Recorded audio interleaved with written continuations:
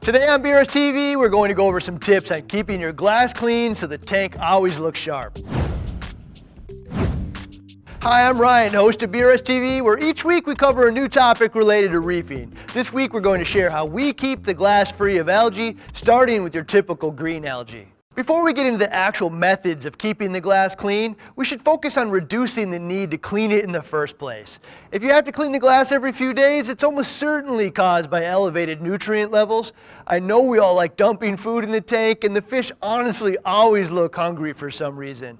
But we really need to limit the amount of food added to the tank, or you'll need to be ready to up your water change schedule, which basically no one wants to do. In fact, if you know this to be the case, you should consider doing a series of 4 or 5 30% changes to get the levels down, combined with a more reasonable combination of food and water changes from that point on.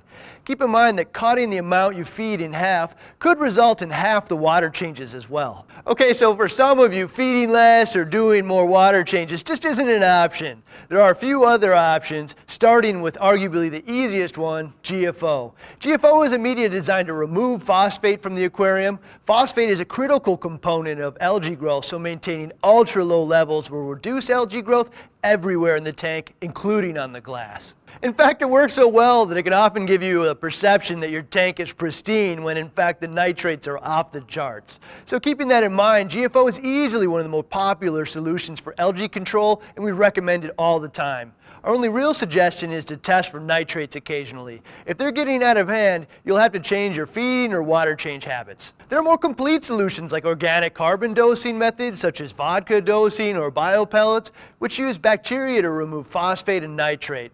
These options, I'd say, are for more fairly advanced reefers.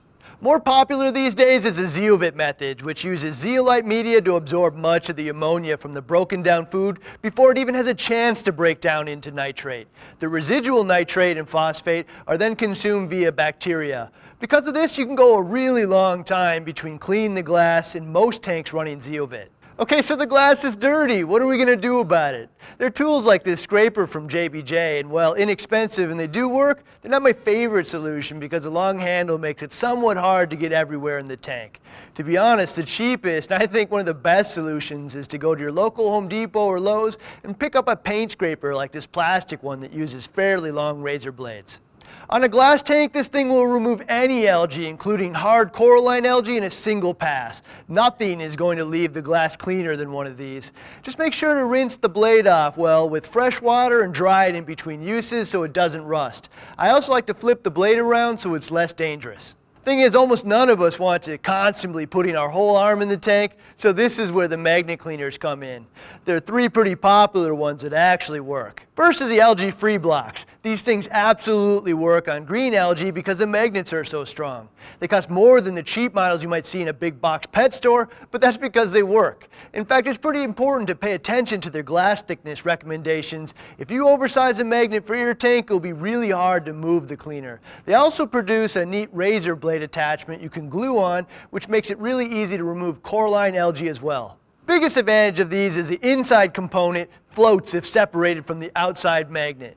Now this may seem like a nice to have feature, but really it's a big pain in the butt to get the sand out of the cleaners that don't float and fall to the sand when separated. Next we have the flipper. This unit comes with a scrubby side, but even cooler, if you spin the handle, the inside flips over so you can use the razor side on stubborn spots or coralline algae. Honestly, I was surprised how well this thing works, and it does exactly what it says on glass up to a ½ inch thick. Next is a Hexaflex from Vertex. Let's be honest, this is the sexiest looking cleaner out there. It doesn't have the same fancy razor blade options others have, but if you leave the cleaner in the tank all the time, and like every other aspect of your tank, it has to look stunning as well, this is it. You can stop looking. They do make some smaller sizes for smaller tanks as well. Last bit of advice here is it's recommended to remove these cleaners between uses and not leave them in the tank.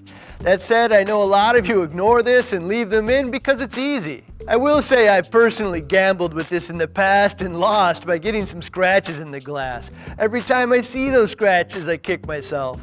Now I think it's even wise to take a quick look at the cleaning side before use.